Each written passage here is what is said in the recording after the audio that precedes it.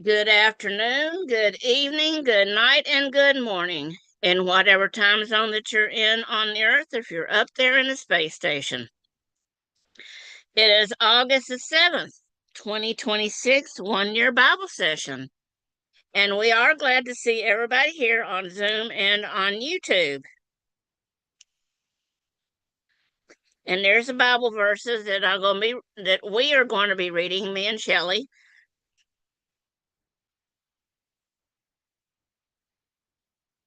And I have a prayer by Chad Prather, and then I had something else that he went off and put in his channel on X too.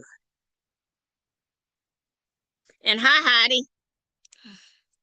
And let me get this out here so that it won't be in the back.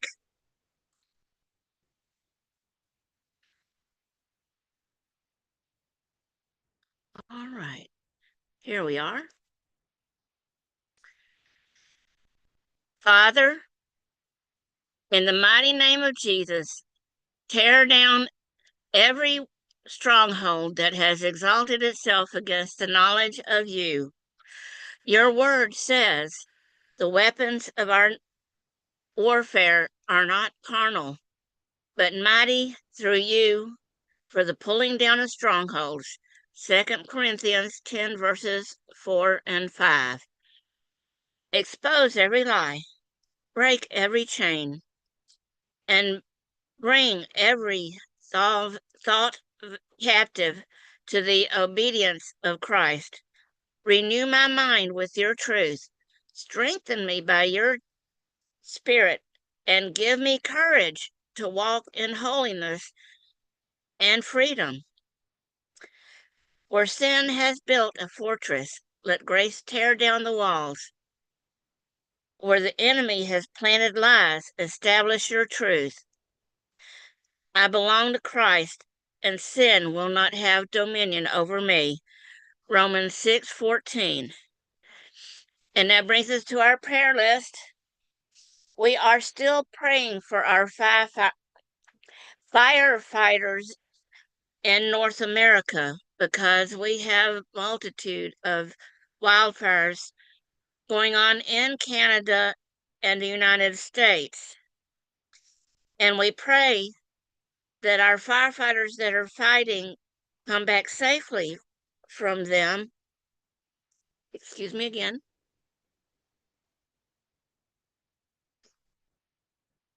And that if they were arson, the people that started them are taken into custody and they are punished. We're also praying for the ones that are in the rest of the world too. And we hope that we pray for the same thing. We also pray for our president and his cabinet and the government, all three branches, and our troops, that their leaders, our leaders, have the humility, the statesmanship, the discernment, and the strength to make the right decision. Also, wisdom. All that goes together.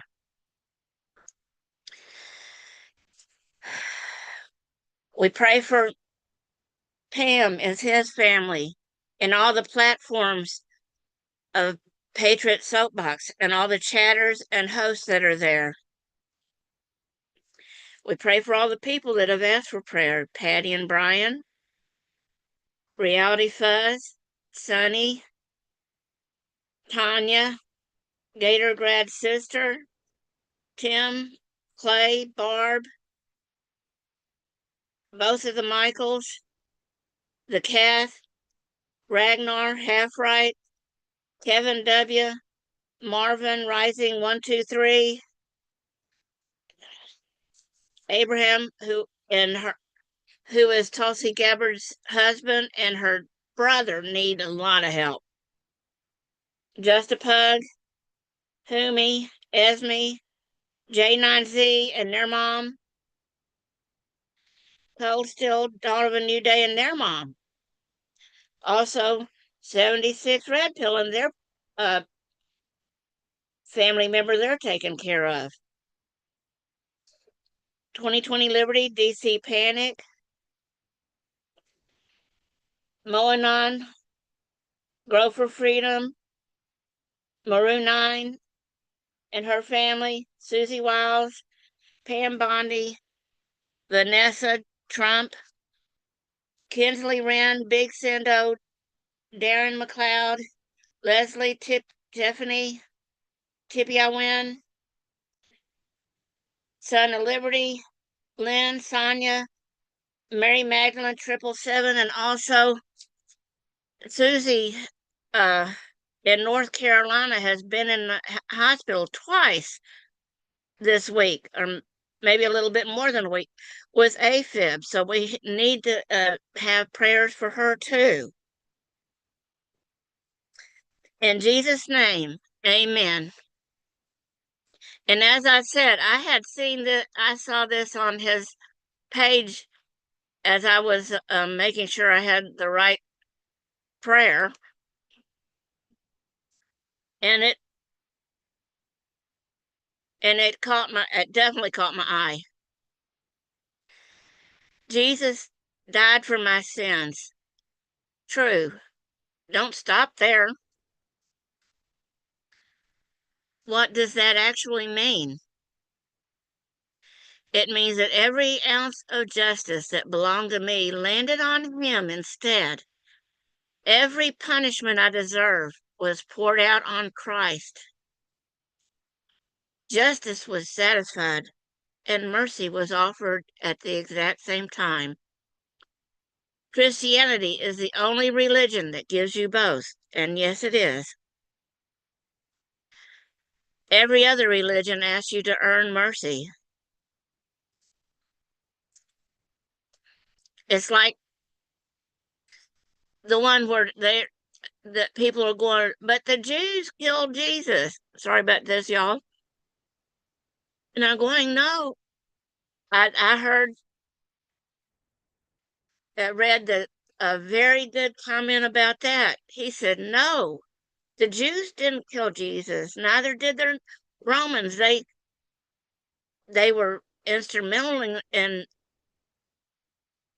doing that, but they didn't do it. We all killed Jesus because we all sin.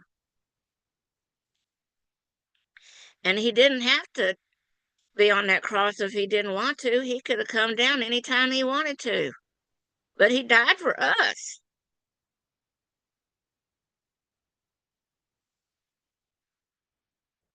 All right. Or I have to get out the Kleenex. Our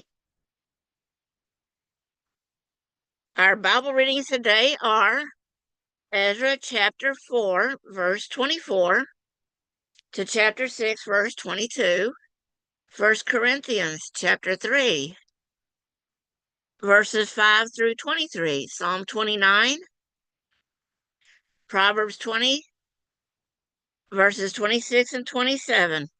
And they're all on one page today. Yay!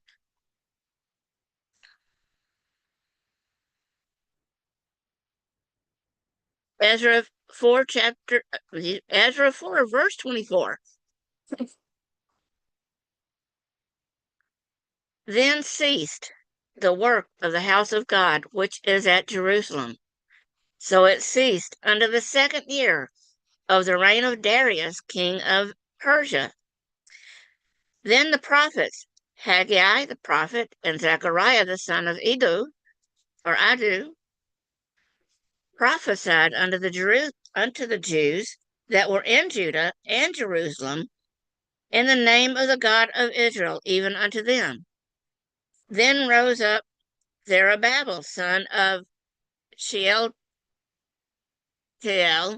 and Jeshua, the son of Jozadak, and began to build the house of God, which is at Jerusalem. And with them were the prophets of God helping them.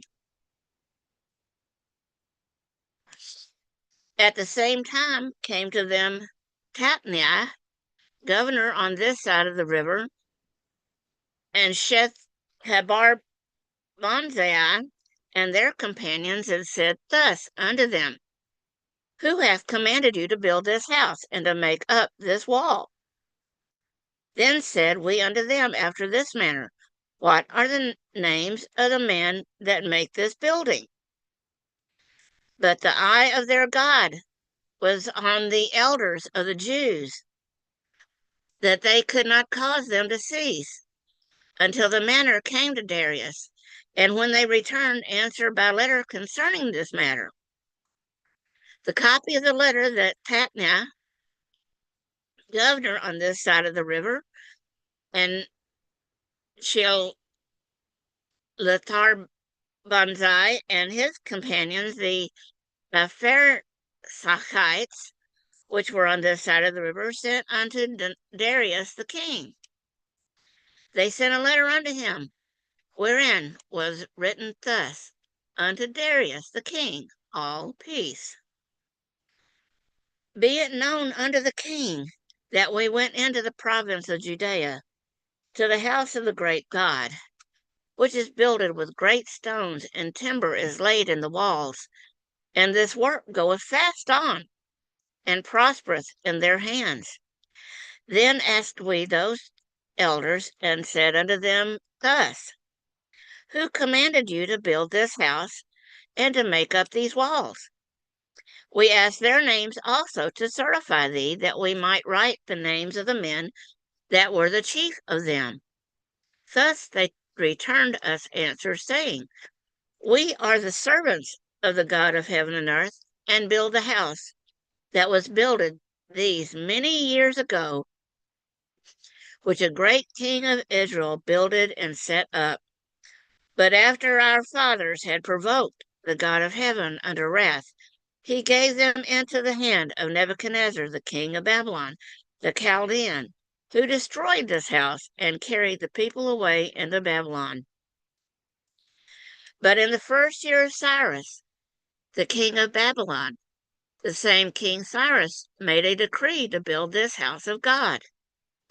And the vessels also of gold and silver of the house of God, which Nebuchadnezzar took out of the temple that was in Jerusalem, and brought them into the temple of Babylon, those did Cyrus the king take out of the temple of Babylon. And they were delivered unto one, whose name was Sheshbazzar, whom he had made governor, and said unto him, Take these vessels, go, and carry them into the temple that is in Jerusalem, and let the house of God be builded in his place. Then came the same Sheshbazzar, and laid the foundation of the house of God which is in Jerusalem, and since that time, even unto now, hath it been in building, and yet it is not finished. Now, therefore, if it seem good to the king, let there be search made in the king's treasure house, which is there in Babylon, whether it be so, that a decree was made of Cyrus the king to build this house of God in Jerusalem. And let the king send his pleasure to us concerning this matter. Then Darius the king made a decree, and search was made in the house of the rolls, where the treasures were laid up in Babylon. And there was found just a minute, Achmetha, in the palace that is in the province of the Medes, a roll, and therein was a record thus written. In the first year of Cyrus the king, the same Cyrus the king made a decree concerning the house of God at Jerusalem. Let the house be builded, the place where they offered sacrifices, and let the foundations thereof be strongly laid. The height thereof 60 cubits, and the breadth thereof 60 cubits, and 3 rows of great stones, and a row of new timber, and let the expenses be given out of the king's house. And also let the golden and silver vessels of the house of God, which Nebuchadnezzar took forth out of the temple that was at Jerusalem, and brought unto Babylon, be restored, and brought again into the temple which is at Jerusalem, every one to his place, and place them in the house of God. Now therefore, Tatnai, governor beyond the river, Shethar Boznai, and your companions the Apharsachites that are beyond the river, be ye far from thence. Let the work of this house of God alone. Let the governor of the Jews and the elders of the Jews build this house in his place. Moreover, I make a decree that ye shall do to the elders of these Jews for the building of this house of God, that the king's goods, even of the tribute beyond the river, forthwith expenses be given unto these men, that they be not hindered, and that which they have need of, both young bullocks and rams and lambs for the burnt offerings of the God of heaven, wheat, salt, wine, and oil, according to the appointment of the priests which are at Jerusalem, let it be given them day by day without fail, that they may offer sacrifices of sweet savors unto the God of heaven, and pray for the life of the king and of his sons.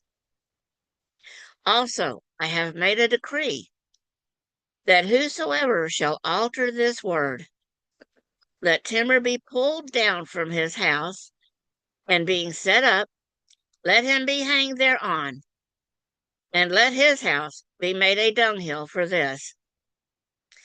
And the God that hath caused his name to dwell there destroy all kings and people that shall put to their hand to alter and to destroy this house of God which is at Jerusalem. I, Darius, have made a decree. Let it be done with speed. Then Tatnai, governor on this side of the river, and Shethar-boznai, and their companions, according to that which Darius the king had sent, did they speedily. And the elders of the Jews builded, and they prospered through the prophesying of Haggai the prophet and Zechariah the son of Iddo. And they builded and finished it according to the commandment of the God of Israel, and according to the commandment of Cyrus and Darius and Artaxerxes, king of Persia. And this house was finished on the third day of the month, on the third day of the month Adar, which was in the 6th year of the reign of Darius the king. And the children of Israel, the priests and the Levites, and the rest of the children of the captivity, kept the dedication of this house of God with joy, and offered at the dedication of this house of God 100 bullocks, 200 rams, 400 lambs, and for a sin offering for all of Israel, 12 he-goats according to the tribes of Israel. And they set the priests in their divisions, and the Levites in their courses, for the service of God which is at Jerusalem, as it is written in the book of Moses. And the children of the captivity kept the Passover upon the 14th day of the first month, for the priests and the Levites were purified together, all of them were pure, and killed the Passover for all the children of the captivity, and for their brethren the priests, and for themselves. And the children of Israel, which were come again out of captivity, and all such as had separated themselves unto them from the filthiness of the heathen of the land, to seek the Lord God of Israel, did eat, and kept the feast of unleavened bread 7 days with joy, for the Lord had made them joyful, and turned the heart of the king of Assyria unto them, to strengthen their hands in the work of the house of God, the God of Israel. Okay, 1 Corinthians chapter 3, verse 5.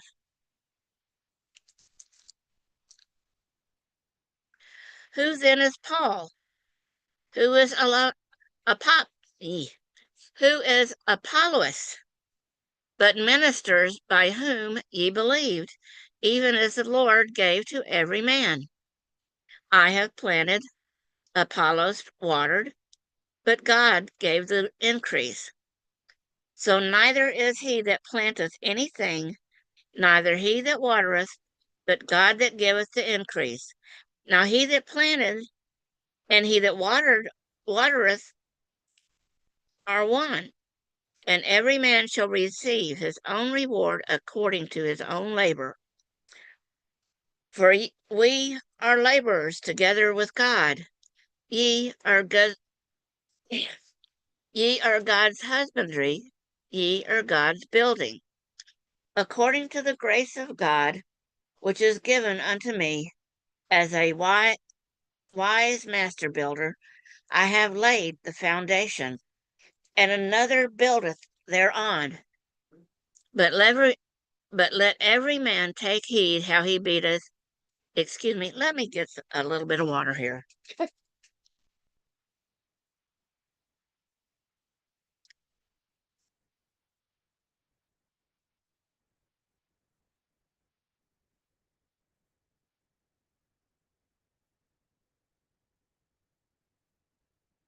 All right, there we go. That's better. According to the grace of God, which is given unto me as a wise master builder, I have laid the foundation, and another buildeth thereon. But let every man take heed how he buildeth thereupon. For other foundation can no man lay than that is laid, which is Jesus Christ.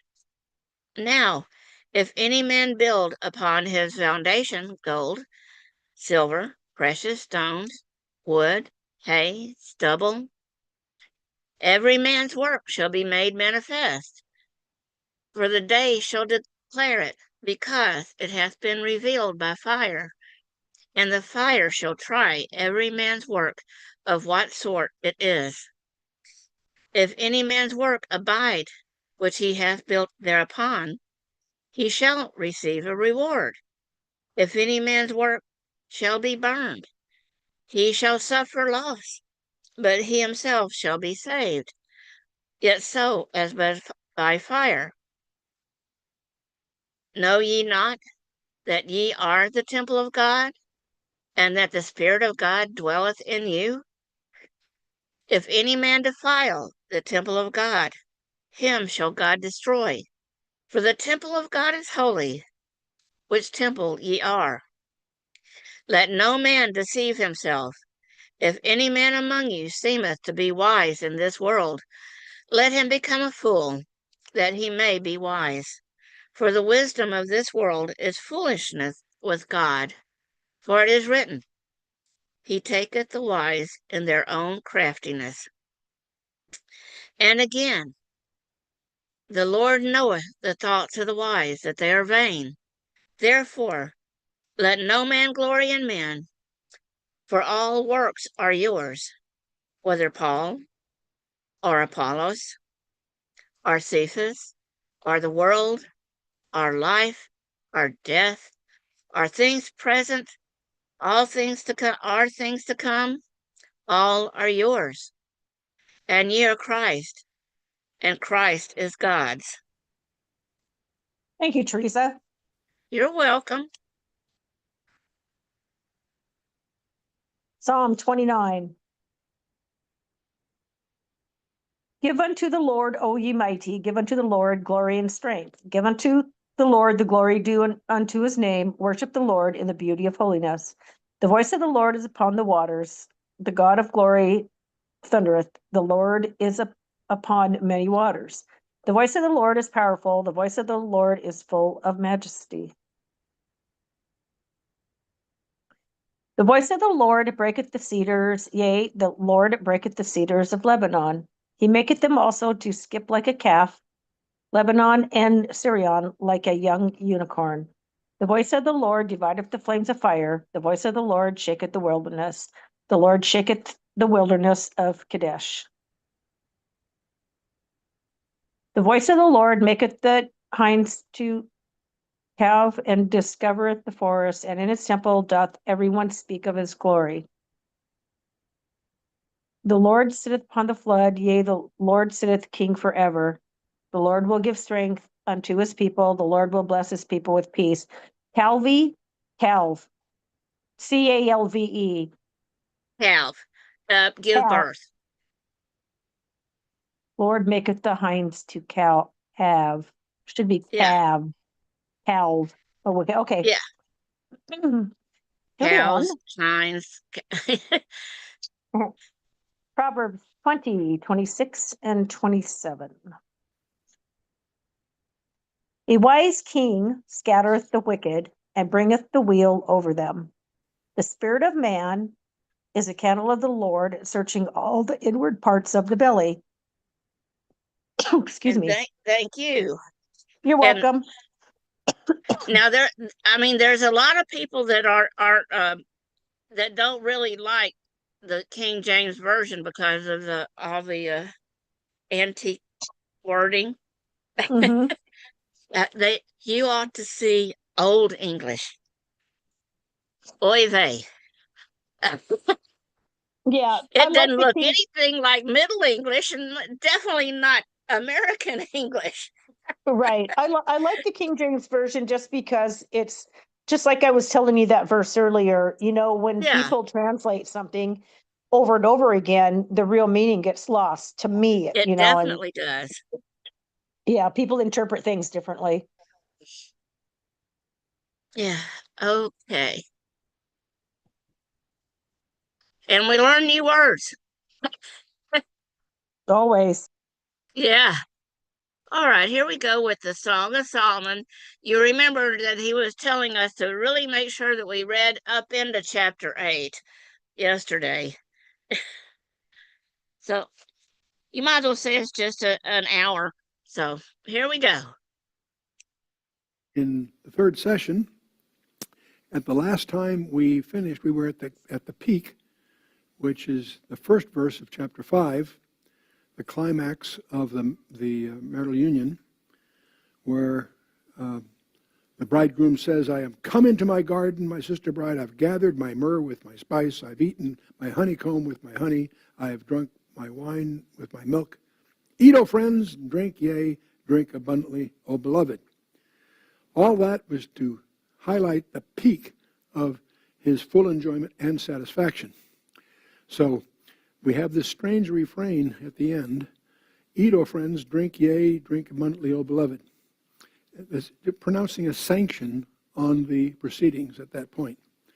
So the applications from the previous section, you may recall, was the importance of verbalizing was reemphasized, the importance of foreplay as a prelude to the total enjoyment of the union, the importance of virginity were all issues last time.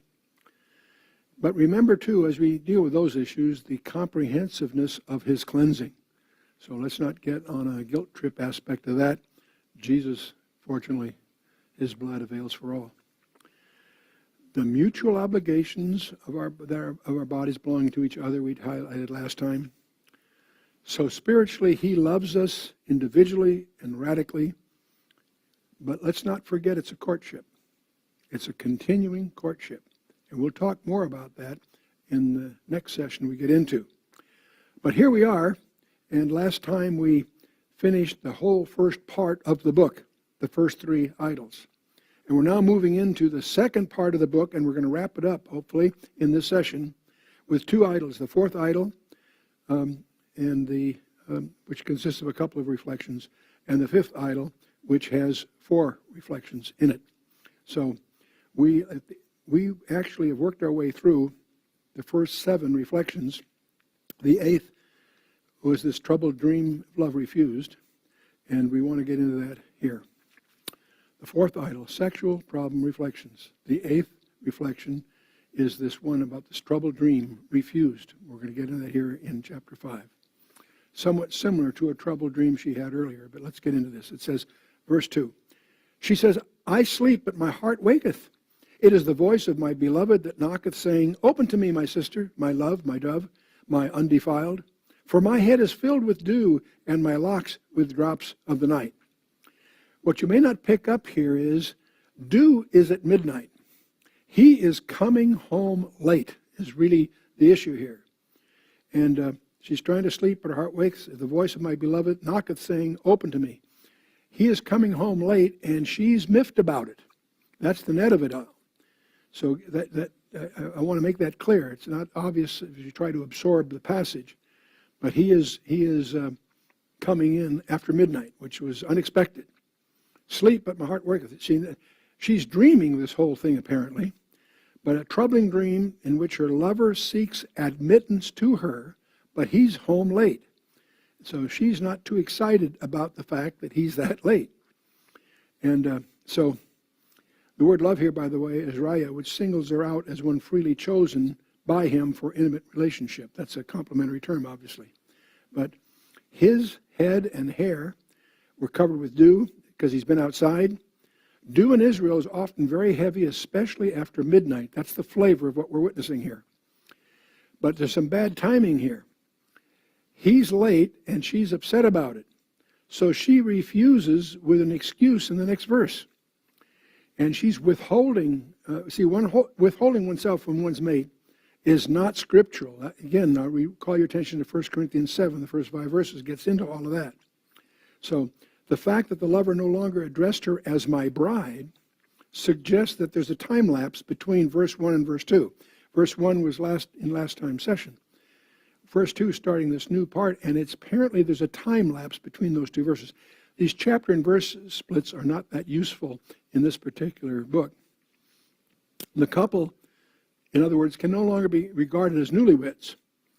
He did address her by other affectionate terms. My sister, 5 times he's called her a sister, because in the ancient Near East, sister was an affectionate term for one's wife. Also called her my darling, my dove, my flawless one. Those are strong terms. This is the first record of his using all of these terms of endearment. He's used individually some before. This is the first time he's using them all together. So, I have put off my coat. How shall I put it on? I have washed my feet. How shall I defile them? She's highlighting some rather trivial excuses for not opening the door. See, it all appears very inconvenient. Now remember, this is all a dream, so it has a little that aspect to it. She said in a dream that she had already gotten ready for bed. What do you want me to do? Get up and open the door? See? But this trivial excuse for not opening the door revealed her indifference or apathy toward her husband. Bad news, bad scene, inappropriate. Somehow she had grown cool toward his advances, but he did not accept her excuse. He tried to open the door, but failed and then left. Okay? Love is very sensitive. Remember, we're always in a courtship. And when you think about our bridegroom, have you responded to him? Are you guilty also of the sin of lethargy? Let's move on here. She says, my beloved put his hand by the hole of the door, and my bowels were moved for him. See, reaching through the opening, attempting to gain entrance. She has begun to respond, but too late. Then her compassion was aroused for him, and she decided to open the door. Timing was important. My beloved put his hand through the hole and so forth. The Hebrew expression translated, my heart began to pound for him, is used elsewhere to express pity or compassion. Isaiah 16, Jeremiah 31, some other places. It may not necessarily imply sexual arousal, as some scholars have maintained. Some commentators see it that way, some don't. And that isn't necessarily the thing here. She says, I rose up to open to my beloved, and my hands dropped with myrrh, and my fingers with the sweet-smelling myrrh upon the handles of the lock. So, see, for practical purpose, she may as well not have been home. When the beloved in her dream went to the door to open it for her husband, my lover used of him 6 times in these verses, she found myrrh on the door handles and got some on her hands.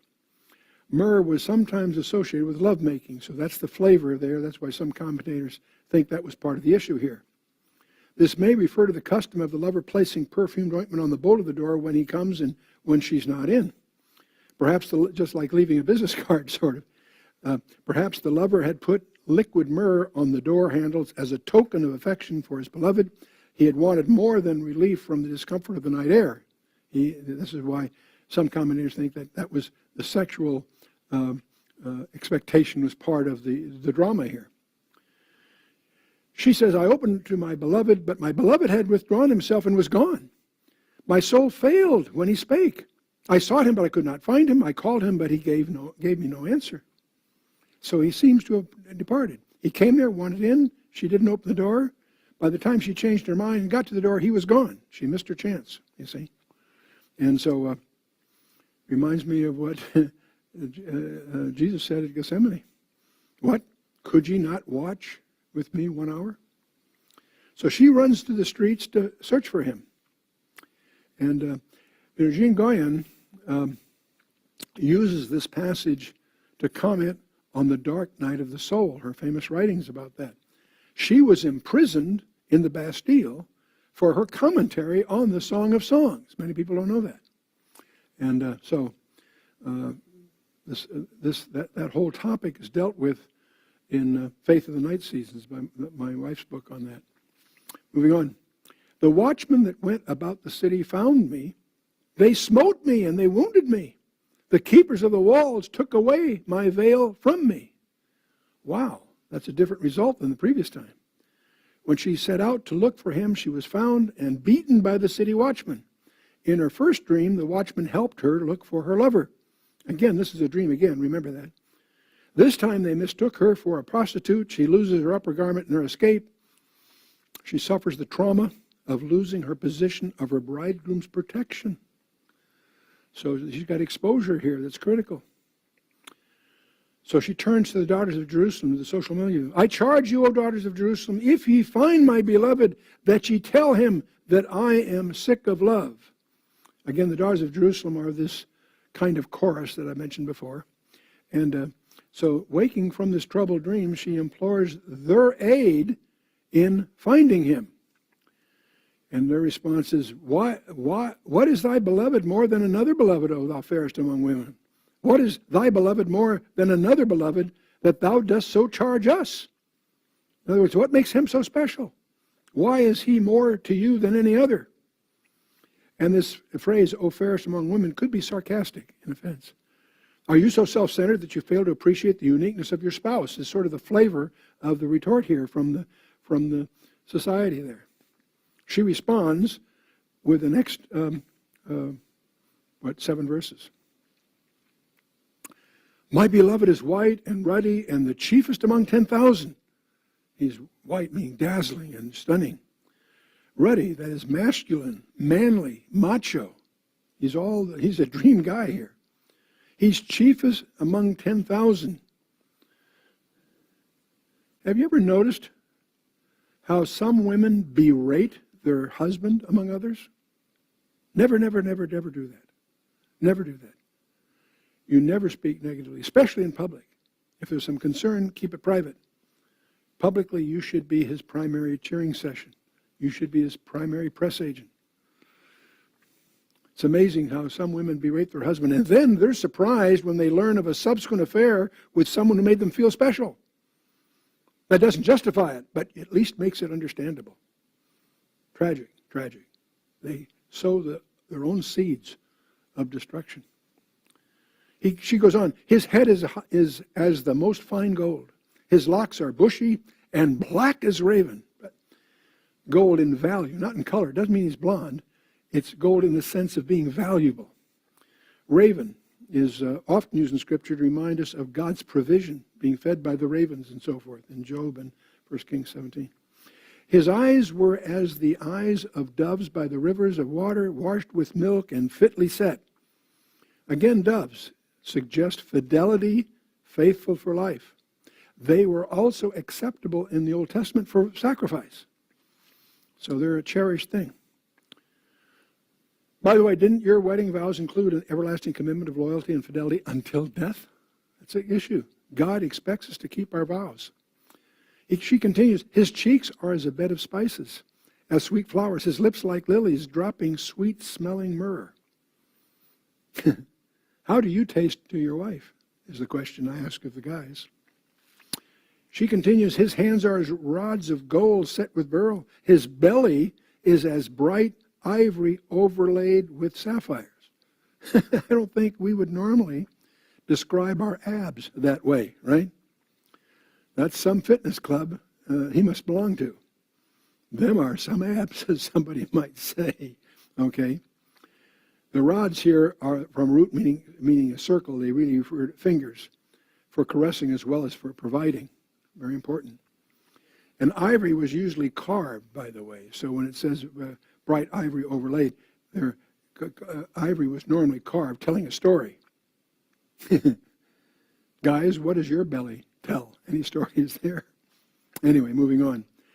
Delitzsch, one of the most classic commentators, feels that the expression here, bright ivory overlaid with sapphires, implies he had his veins visible in a complementary sense. But moving on. His legs are as pillars of marble, set upon sockets of fine gold. His countenance is as Lebanon, excellent as the cedars. Cedars of Lebanon, of course, are legendary. His legs are like pillars of dignity and strength is the idea here. And something else you should understand. The word Lebanon today means something quite different than it did classically. It wasn't that long ago that Lebanon was known as the Paris of the Middle East. It was a beautiful, lovely, highly coveted city. It was as desirable in the Middle East as Paris is typically today to the traveler. And it was legendary in its beauty, in other words.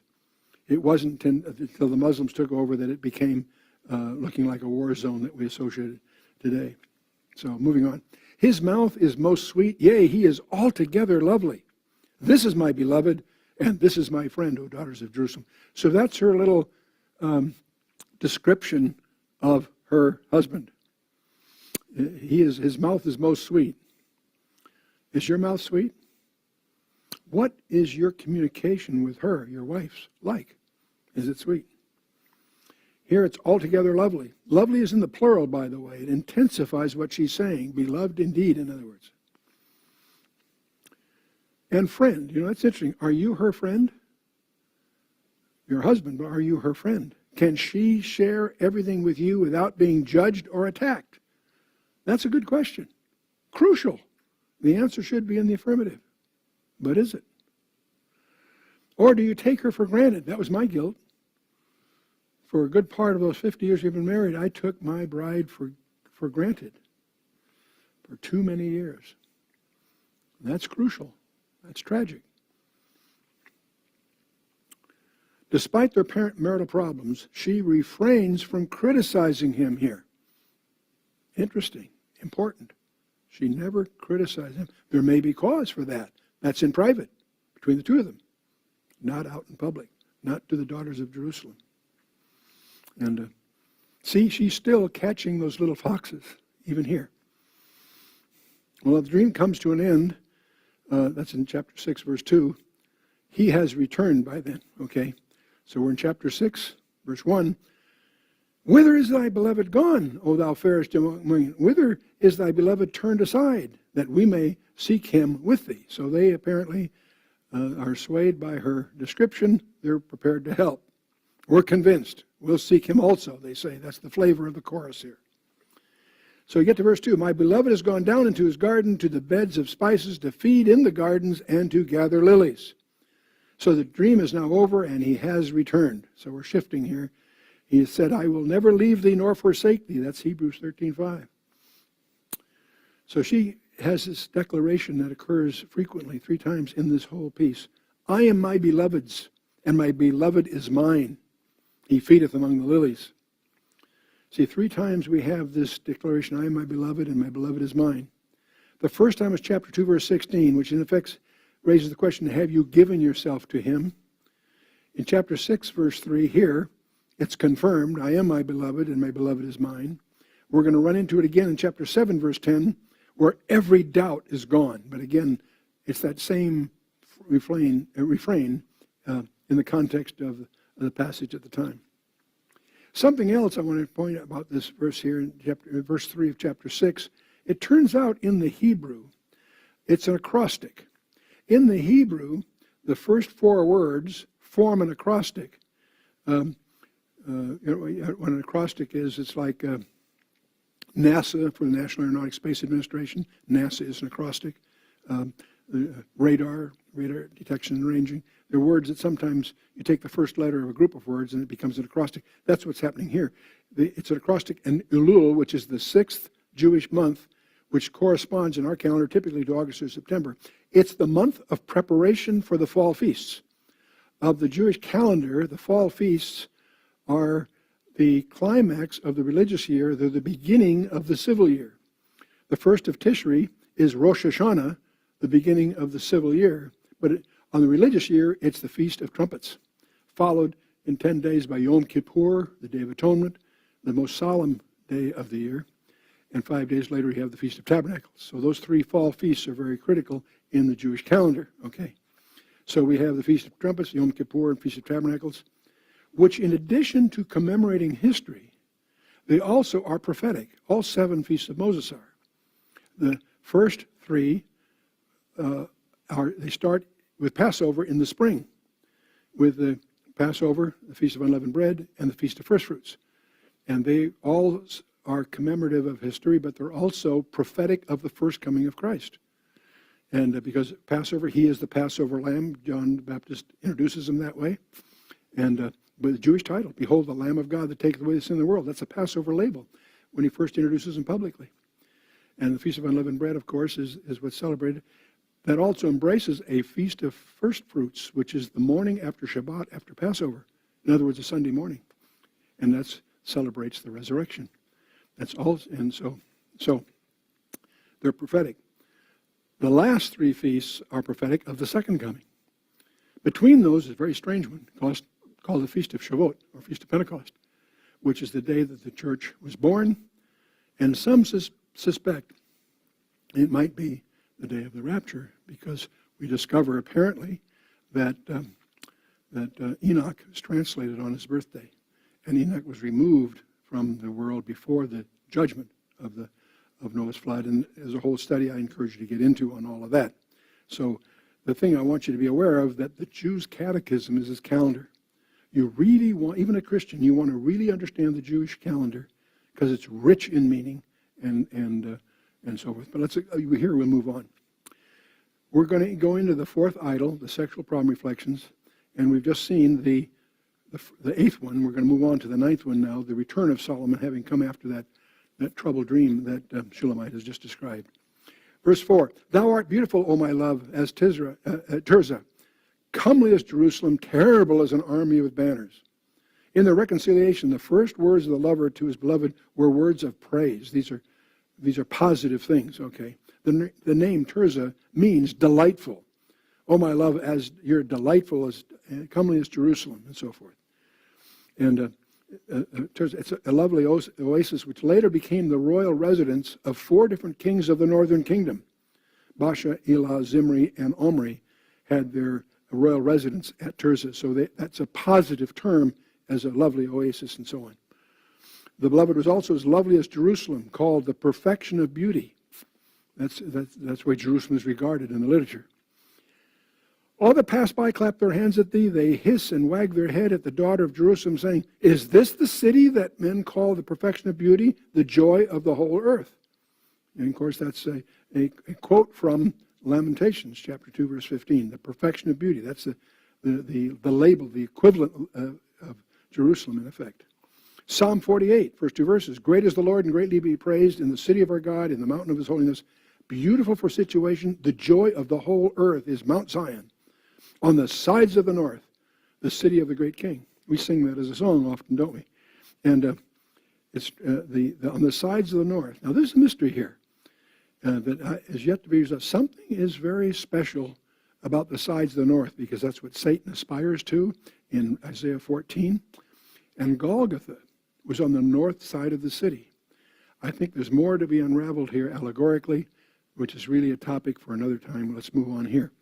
The sides of the north. Strange term. Moving on. Thou art beautiful, O my love, as Tirzah, comely as Jerusalem, terrible as an army with banners. In other words, he is totally vanquished. The beloved's beauty was so awesome that it unnerved him as if he faced an army with banners, is the idea. Turn away thine eyes from me, for they have overcome me. Thy hair is as a flock of goats that appear from Gilead. Here again, we have this flock of goats thing as a positive thing. It may strike us as strange, but that's the idiom. His eyes were so stunningly beautiful that they overwhelmed them. And in the Hebrew verb usage here, to press overpoweringly against one, to infuse terror. The hifil stem means that the use of the verb is to empower somebody else to get something happening. So press overpoweringly against one, to infuse terror. By repeating part of the phrase that he had given to her on the wedding night, back there in chapter 4, he is indirectly telling her that his love for her had not diminished since that first night. It is not based on performance. His love was unconditional, is the undertone here. Very, very fundamental. And goats again. In Israel, the Syrian goats are mostly black, silken hair, as I mentioned before. And so this is a positive word image here he's using. It's not to our ears, perhaps. It was to them then. And, of course, the hair is the one's glory going on. And he continues this rundown. The teeth are like a flock of sheep which go up from the washing, whereof every one of them beareth twins, and there's not one barren among them. And again, he's speaking positively of her with idioms he's used before. And for the meaning of all these metaphors and her hair and so forth, you can go back to chapter 4, first 3 verses, which are parallel here to these verses in chapter 6. And, of course, Paul alluded to the long hair of women in the New Testament in a similar way here. And, of course, sheep washed and shorn and white, matched, none missing, pearls. These are all idioms he used earlier. And so those are repeats in a sense. As a piece of pomegranate are thy temples within thy locks. And again, we went through the pomegranates before, and they're a common idiom in the scripture. And this temple intrigues me as a possible pun in terms of your thought life, if you will. But let's move on here. And I've described the pomegranate before and why they seem to be the model for the crown and so on. Okay, there are 80 queens and 80 concubines and virgins without number. Wow. This might be just a rhetorical device, not that I have, but that there are 60, 80, and so forth without number. What he's saying, in effect, she's the best beyond all the others, is the flavor of the rhetorical device. She's like a 1 in a million is another way that we might say the same thing. But some use this verse to support the view that Solomon cannot be thus a type of Christ in this passage. And that is really inconsistent, because the fact that he later collapsed doesn't cloud the use of the idiom here for a lot of reasons. But we'll get into that in the next session, the allegorical side of all of this. So anyway, here, in fact, his love and appreciation for her had grown since then. That's the concept that is being expressed here.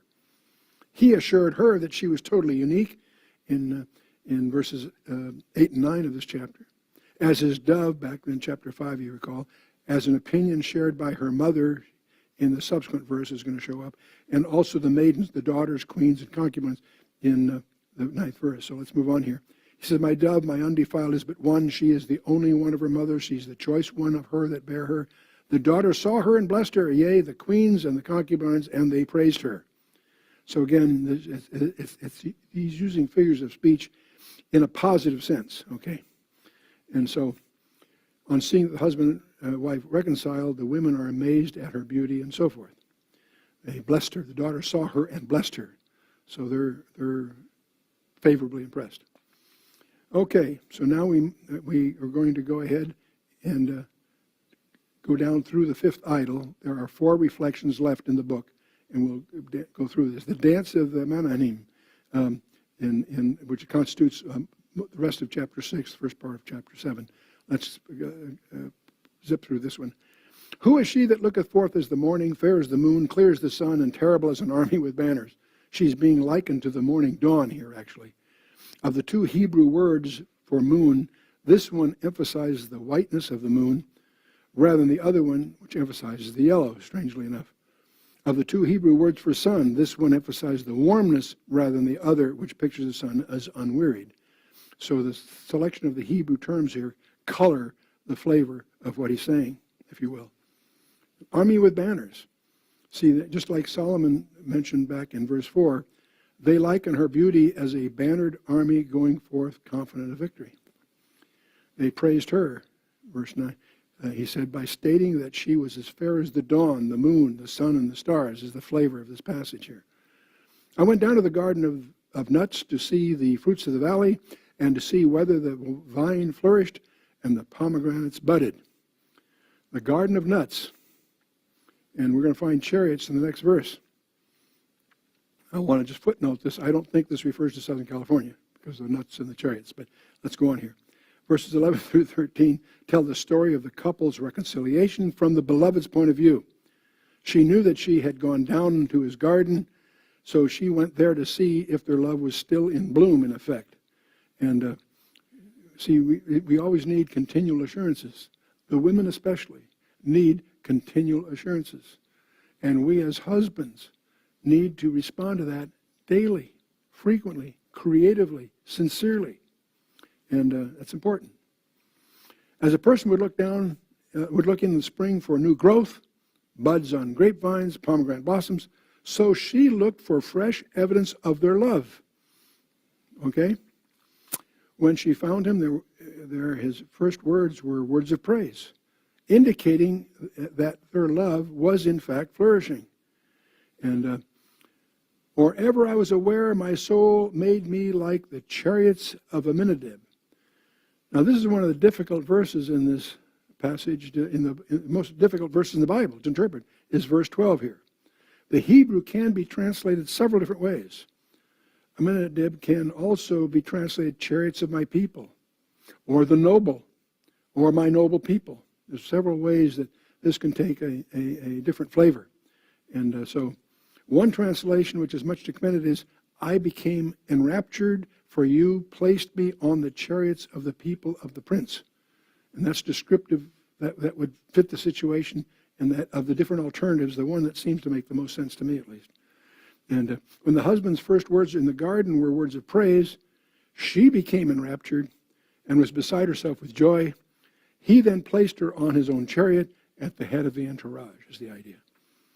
Now, the Hebrew and the Greek text both place the next verse at the beginning of chapter 7, by the way.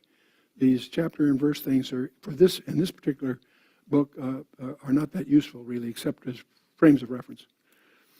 Continuing verse 13 here, return, return, O Shulamite, return, return, that we may gaze upon thee. What will we see in the Shulamite? As it were, the company of two armies. And by the way, this is the first use of the term Shulamite in the book, incidentally. The Hebrew word rendered Shulamite is actually the feminine form of the name Solomon. And so it really means solemnness, or Mrs. Solomon is another way to look at it. But we're using it just as a label of the female over there. Shulam may be the same as Shunem, a village just north of the Jezreel Valley, and mentioned several times in the Old Testament, today known as Sulam. The I and the N sounds are often interchanged in both Hebrew and Semitic languages. So it may be the town of the tribe of Issachar located on the foot of the hill of Moreh, also known as Little Hermon. And these are all just conjectures in terms of location. We do know it's up there in the Galilee. It was known for its beautiful women. Abishag was a Shunammite, if you will, in 1 Kings 1. Elisha's hostess also lived there in 2 Kings 4, for what it's worth.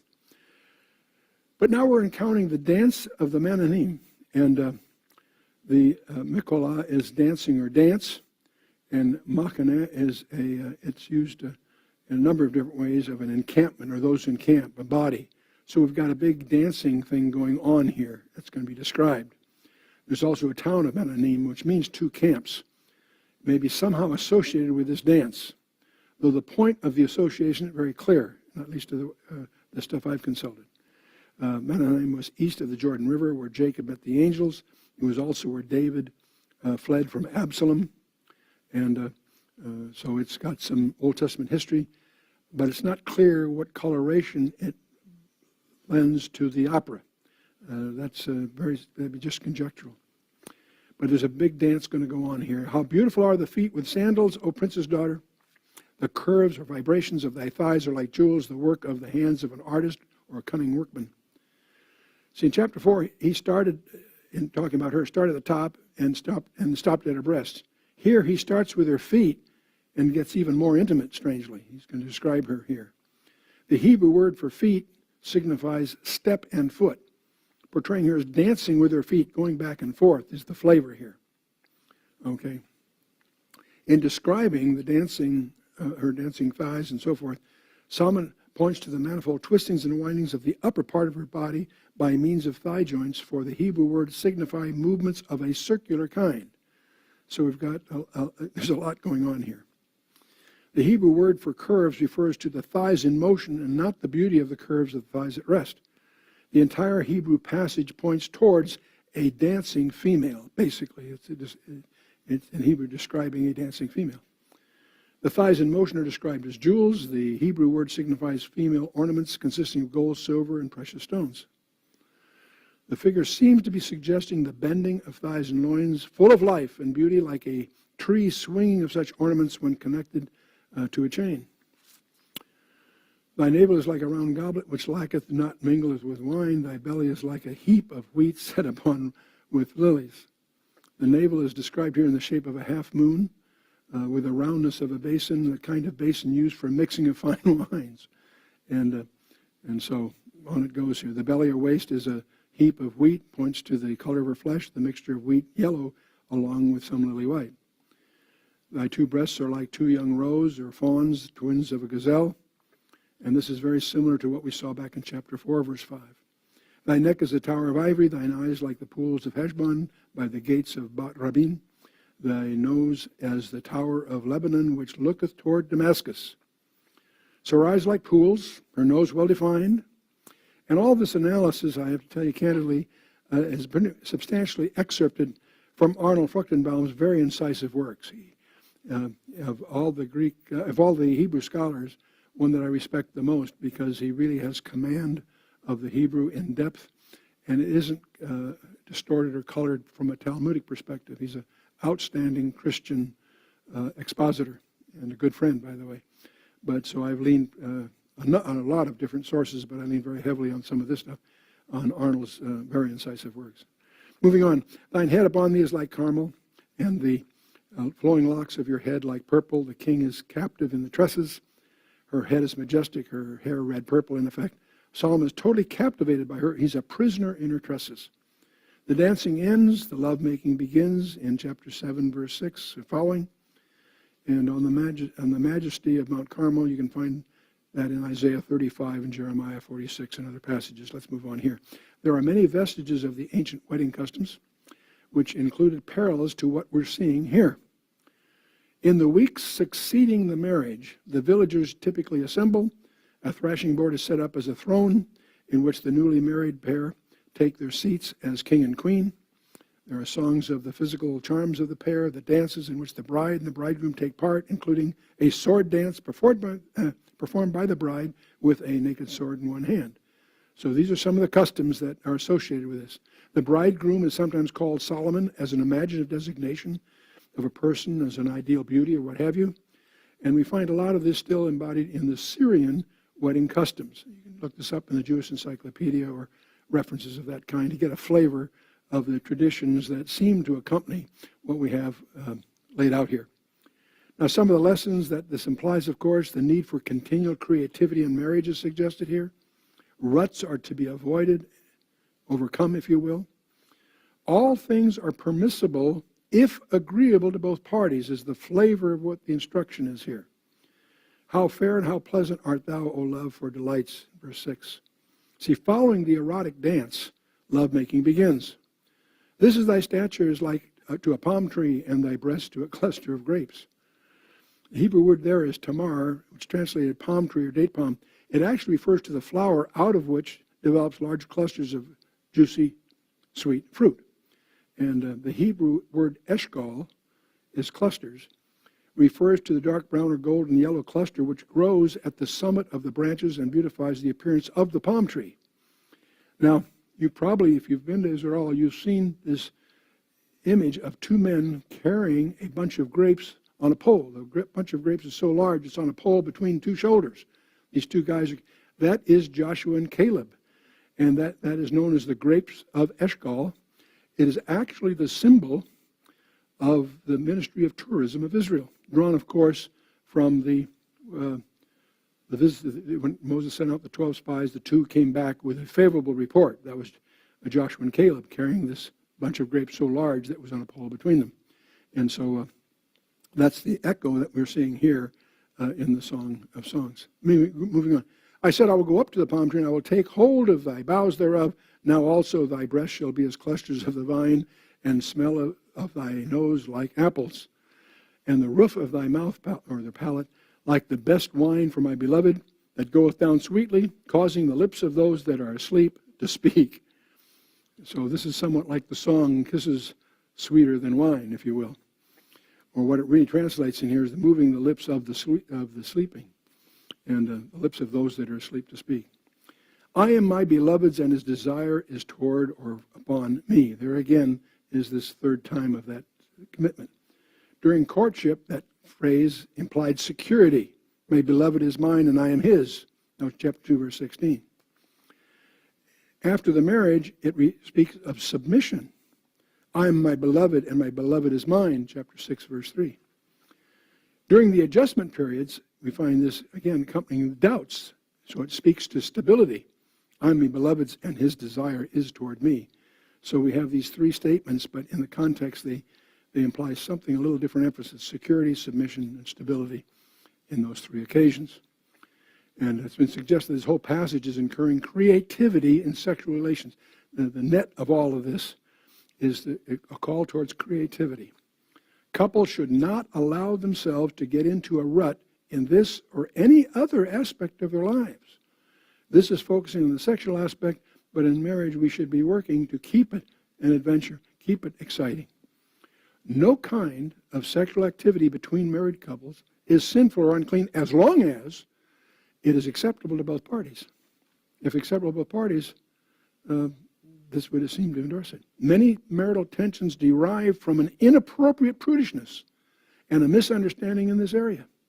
That's what we believe is the primary application of this passage. Denial on the one hand and imposition on the other are two limits to be avoided. Avoid denial on the one hand and avoid imposing something on your partner. No, it should be acceptable to both sides. That's the ground rule here. Okay, so we're in fifth idol, and we're moving from the 10th down to the next one. Come, my beloved, let us go forth into the field. Let us lodge in the villages. That's verse 11. This is a longing for a home. It's a desire for a recreational break. A weekend away, as we would describe it. Let's go into the field. Let us lodge in the villages. Let's get out of the rut. Let's get out of the routine, see? We all need an occasional respite, especially the wife. Especially the wife.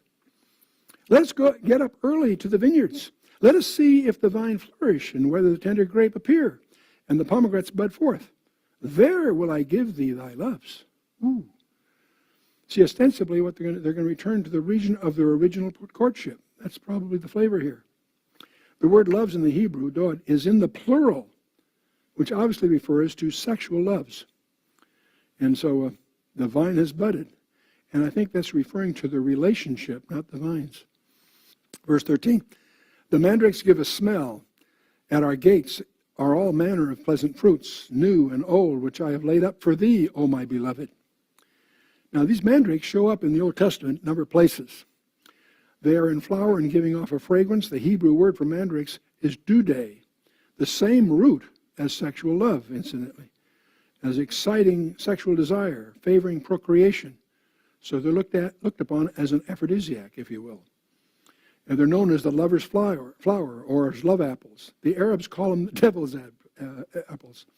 It is a whitish green flower with yellow apples the size of nutmeg and has a strong and pleasant odor. The fruits and the roots were used as an aphrodisiac and were thought to stimulate sexual arousal. And that's the background of Genesis 30, if you recall. The mandrakes are key in that whole passage there.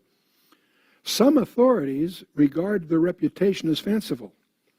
Some associate them with the Mandragora officinarum, which has no definite scent, and so that makes that rather problematic. Some argue that the plant must be the Citrus medica, the citron. So there's some scholastic debate exactly what's included and what's not. In any case, we're going to head up to the Galilee with the mandrakes blooming here.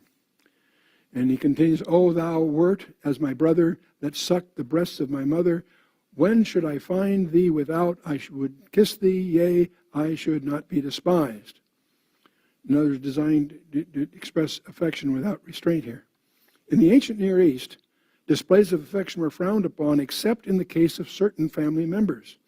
Thus the beloved wished that her husband were like a brother to her, so that it would be acceptable to display her affection for him at any time, is the thought that seems to be behind this. I would lead thee and bring thee into my mother's house, who would instruct me. I would cause thee to drink of spiced wine, of the juice of my pomegranate. So despite her lover's previously expressed complete satisfaction, she still seeks to learn and improve. The beloved playfully assumed the role of an older sister. And I would lead thee. A verb is always used of a superior leading an inferior. She often assumes the role of the mother. The lady of the house would give special wine to the guests, so the beloved would share the characteristics of a sister, an older sister, a mother, and the relationship to her. The song also portrays the lovers as friends, back in chapter 5 and elsewhere. His left hand should be under my head, and his right hand should embrace me. So the instruction continues. I charge you, O daughters of Jerusalem, that ye stir not up nor awake my love till he pleases. There's that admonition again, that caution flag, if you will. Remember, this is a choral work, so this is a refrain showing up in the music, if you will. It's now a familiar refrain. It's slightly altered. In 2:7, it was in the context of marriage. In 3:5, it was in the context of courtship. Here, it's in the proper place, so it has a slightly different tone here. Sexual passion should not be aroused in any place where it cannot or shouldn't be satisfied. That's really the thought. And so caution is appropriate. Anyway, applications of all of this. As before, creativity and nurturing the relationship is the sort of the theme. Notice how often Shulamite takes the initiative in the relationship. Normally it's the man that takes the initiative. Here it's interesting that Shulamite takes the initiative in the relationship. She's not on a performance basis, yet this stimulates her toward continual refinement and improvement. There's a lesson here for all of us. Expressing unconditional love should not lead to complacency. Think about that. Sexual passion should not be aroused where it cannot be satisfied. I think we've covered that before. And what does this imply, by the way, for sexually oriented movies? There's no place for a believing Christian in those situations. The value of getaway weekends is encouraged here, without the kids and so forth. Creative time alone is essential, not an option. It's essential. Okay, so we've been through these. We're now going to pop down to the next one here. Who is this that cometh up from the wilderness, leaning upon her beloved? I raised thee up under the apple tree. There thy mother brought thee forth. There she brought thee forth that bare thee. This question starts out the same way as it did back in chapter 3 and chapter 6. And it's always in reference to the Shulamite. Coming to the apple tree where she first won his love, they now renew their love covenant. That's interesting. Coming up from the wilderness suggests that they had left Jerusalem via the Jericho road, came up the Jordan Valley, and left the wilderness by coming through the Beth-Shan pass to Shunem. And this would be the same route that they took when going up to Jerusalem in the wedding procession. So they're revisiting their previous steps. It seems to be the flavor here. The wilderness or desert had two symbolic associations in the Old Testament. The wilderness was associated with the 40-year trial period for the nation Israel. In their love, the couple had overcome trials which threatened their relationship, the insecurity of the beloved back in chapter 1, the foxes and the indifference in chapters 2 and 5 that we talked about before. The desert or wilderness was also used as an image of God's curse in Jeremiah 22 and Joel 2. So the couple coming up out of the wilderness suggests, in a certain sense at least, that they'd overcome the curse of disharmony that was pronounced on Adam and Eve back in Genesis 3:16. Continuing, set me as a seal upon thine heart, as a seal upon thine arm, for love is as strong as death, jealousy is cruel as the grave. The coals thereof are coals of fire, which hath a most vehement flame. Now, a seal or a signet ring, set a seal upon the heart, was an emblem of authority. It was worn on the right hand, or it was against the heart in a string around the neck. The seal upon, set a seal upon thine heart, as a seal upon thine arm, and so forth. It was a jewel from which one did not separate himself like a most prized possession. It's a seal, an identity. And so, love here, by the way, avah, embraces both dod and rea, plus much more. That's the strongest term you have. The energy of this love is compared to the energy of death, and Sheol, strong, means powerful. Sheol was irresistible, is the concept that lies behind this. The jealousy of love, hard, cruel, and firm, whatever, as Sheol. Jealousy here is simply reasserting the right of possession or ownership, just as Sheol takes full possession of the dead. That's the parallel, that's the idiomatic concept here. Now, jealousy also burns against everyone who will try to violate the right of ownership. She hides in this jealousy as security against any unfaithfulness. Love of the right kind is a flame, kindled not by man, but by God. The flame of Yod-Yahweh, Jehovah, Yahweh, if you will. In Hebrew, it's a flame of the most vehement kind. And this is the only place in this book where God is actually mentioned, interestingly enough. Continuing, many waters cannot quench love, neither can floods drown it. If a man would give all the substance of his house for love, it would be utterly contemned. This kind of love cannot be extinguished, nor drowned. It is inextinguishable. Nor can this love be purchased. And any attempt to buy it would be scorned and viewed as madness. Interesting. Now, any periodic celebration or renewal of the love covenant is a good thing. Many people in a wedding weekend or whatever will renew their vows. They'll go through some form of ceremony to refresh or renew, to recommit the vows they took when they were first married. That's not a bad thing. That's a renewal. Be creative. Design your own. Some have a second wedding ceremony. Others return to the place of original courtship. A renewal of the love covenant before the Lord is never out of order. Okay, so we're now going to the final reflection. We have a little sister, and she hath no breasts. What shall we do for our sister in the day when she shall be spoken for? Speculation of a younger sister. Returning home, she converses with her brothers about her little sister, or maybe it's a flashback. We're not sure here. Referring to the younger years, the day when she shall be spoken for refers to the day that suitors will come courting here. If she be a wall, we will build upon her a palace of silver. If she be a door, we will enclose her with boards of cedar.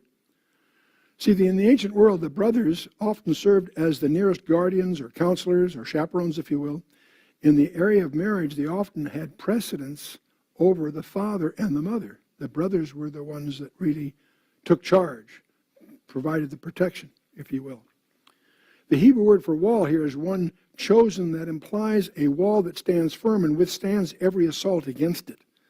And so it's more like a rampart, if you will, or what have you. And she will be rewarded for chastity. If she proves to be like a door, they will bar it with planks of cedar. They will not give her an opportunity for promiscuity. Her breasts, unlike her sisters, were fully developed and ready like towers, but only for her husband. She maintained her virginity and purity here. She says, I'm a wall in my breasts, like towers than I was in his eyes as one that found favor. So anyway, she now begins to see the reason behind what seemed like harsh treatment by her brothers earlier, simply attempting to maintain her purity. So she may be recasting her attitudes that she may have misunderstood earlier. That's the possibility here. Should not this faithful guardianship by her brothers be rewarded, is the implied question. Solomon had a vineyard at Baal-Hamon. He let out the vineyard unto keepers, every one for the fruit thereof. was to bring 1,000 pieces of silver. She reminds Solomon that he owns nearby vineyards that earn 1,000 pieces of silver from his tenants. She says, my vineyard, which is mine, is before me. Thou, O Solomon, must have 1,000, and those that keep the fruit thereof 200.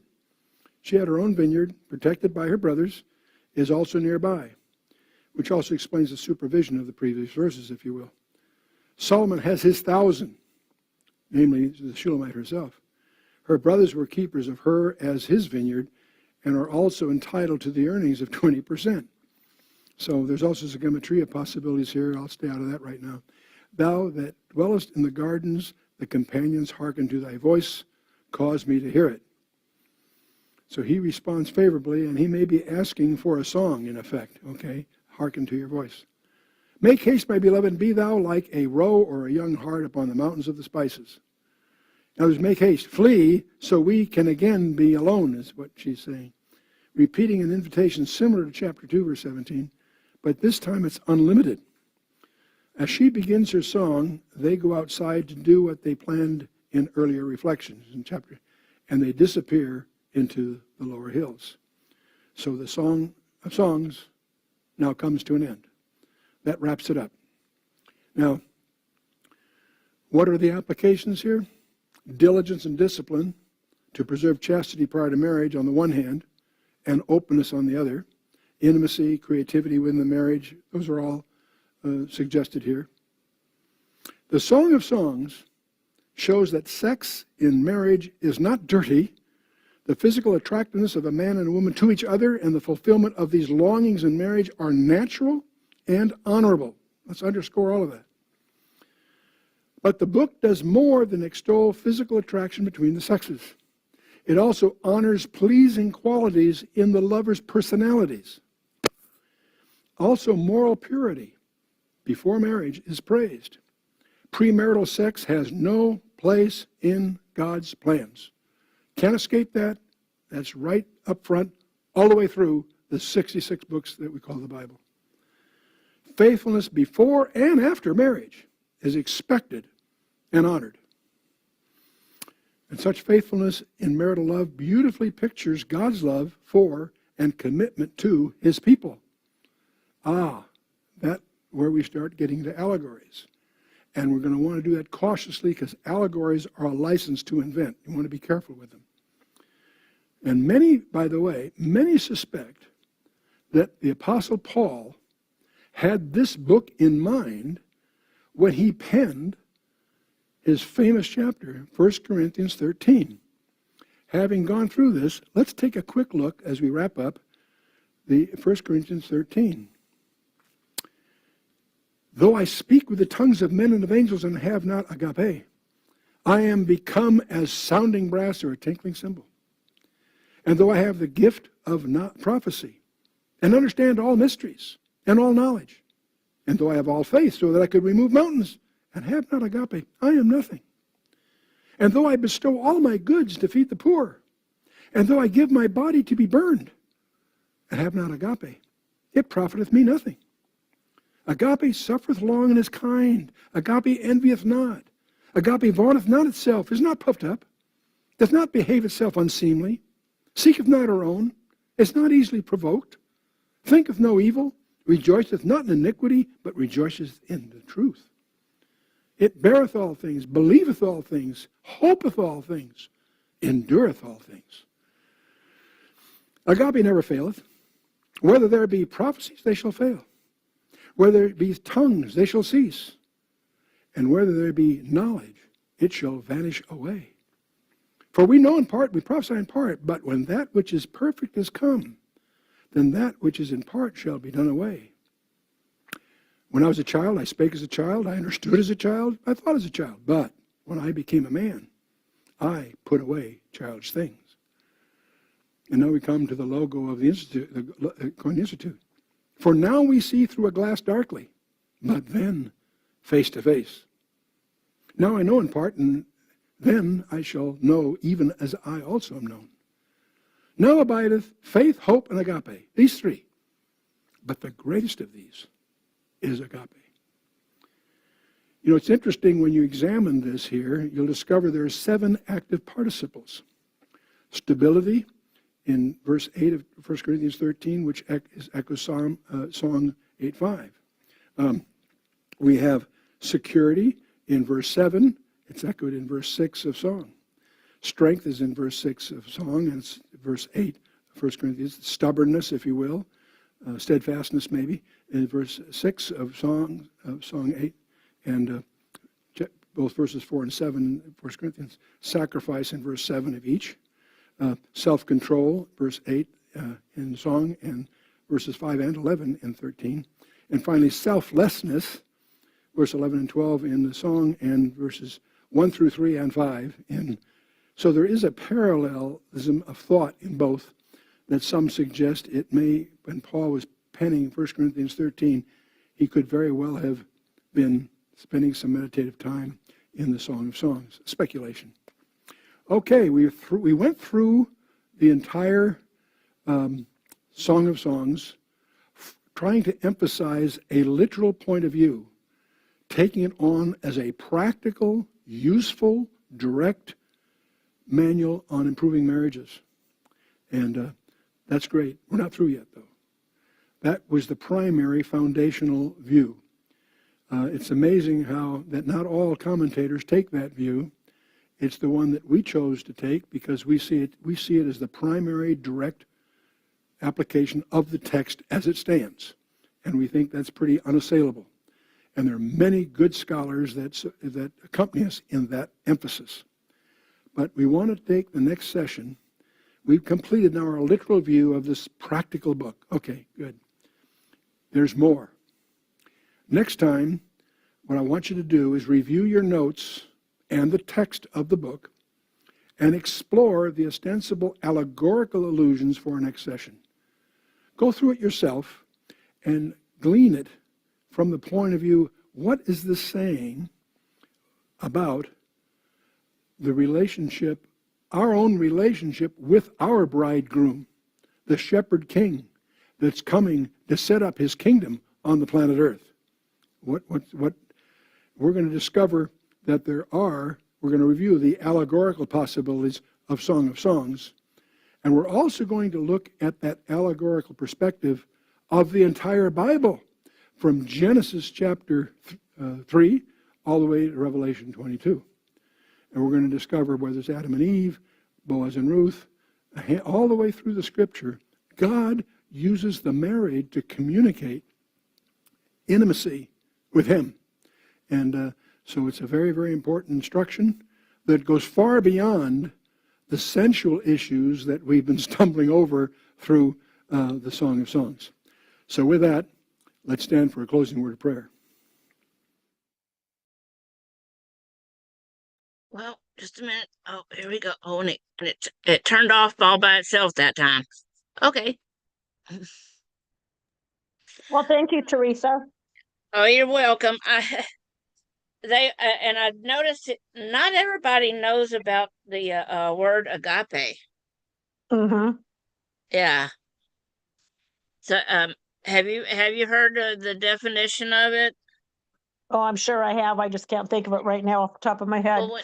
When he was, I'm sorry, when he was talking about 1 Corinthians, when he read that, most people go off and say it as faith, hope, and charity. Yeah. Yeah. So if you don't have time, I can always do it tomorrow. But it says here, the word agape or agape has two totally different meanings depending on how you say it. It's Greek. As a noun, pronounced agape, it means selfless, unconditional, and sacrificial love, kind of like charity. Right. As an adjective, pronounced agape, it means having the mouth wide open in surprise or shock. And I'm not going to... Like a gape. Yeah, agape. And I'm not going to go off and tell you the other meanings of Greek love. Okay. The theological definition, sorry, In the Christian New Testament, it describes God's unconditional love for humanity, a love that is active, giving, and expects nothing back.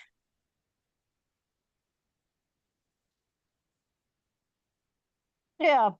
Yeah, and that's how they come about with the faith, hope, and charity. You're not expecting anything back. Right. All right, well, I'll let y'all go in YouTube and on